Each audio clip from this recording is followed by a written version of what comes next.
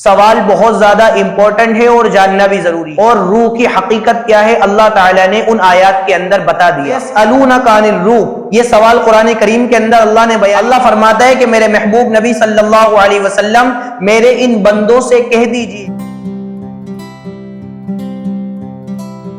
السلام علیکم ورحمۃ اللہ وبرکاتہ۔ میرا نام ہے عبداللہ انصاری اور آپ دیکھ رہے ہیں grow with A B D. ایک بار پھر سے مفتی صاحب کا بہت بہت استقبال ہمارے channel grow with A B D پر۔ مفتی صاحب کیسے ہیں آپ؟ الحمدللہ سب خیر و عافیت سے ہیں۔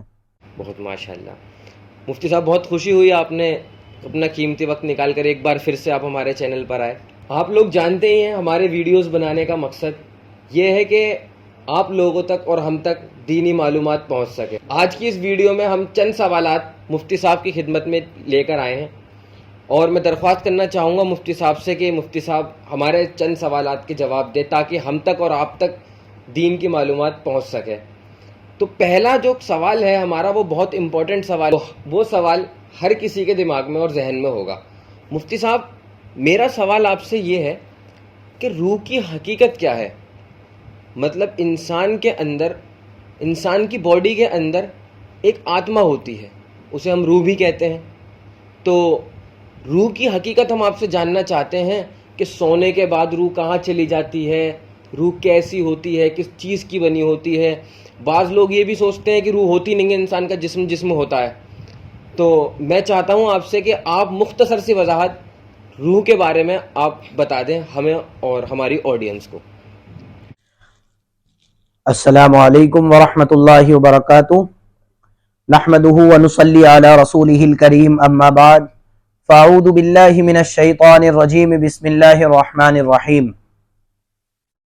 بھائی ماشاء اللہ بہت اچھی آپ کی یہ کوشش ہے اور یہ کاوش ہے کہ آپ لوگوں تک دینی معلومات پہنچانے کے لیے یہ کام کر رہے ہیں، اور میں اللہ تعالیٰ سے دعا کرتا ہوں اللہ تعالیٰ آپ کی اس محنت کو، ان کاوشوں کو بھرپور قبول عطا فرمائے۔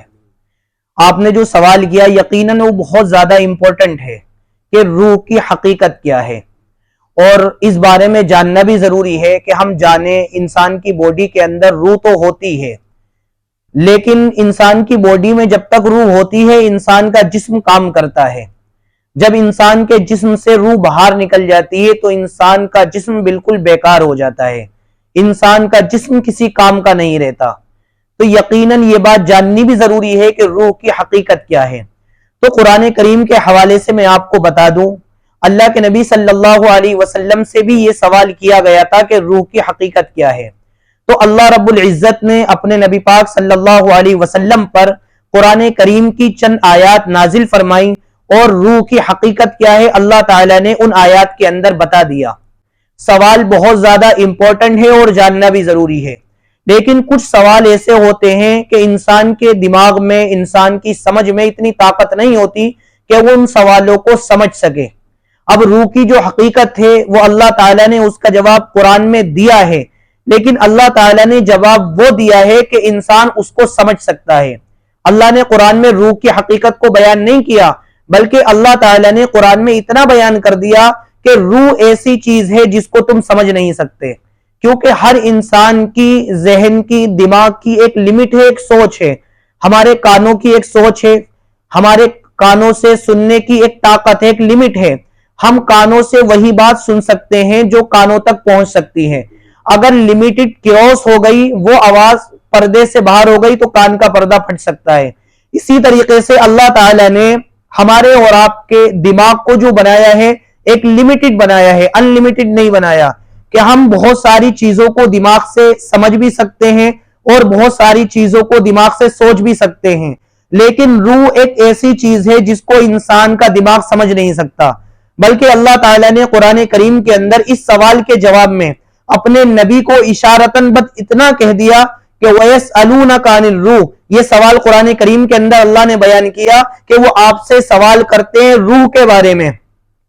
تو اللہ فرماتا ہے قُلْ الروح من امر ربی، اللہ فرماتا ہے کہ میرے محبوب نبی صلی اللہ علیہ وسلم میرے ان بندوں سے کہہ دیجئے کہ روح اللہ رب العزت کے علم کا یا اللہ رب العزت کا ایک حکم ہے جس کو تم لوگ سمجھ نہیں سکتے۔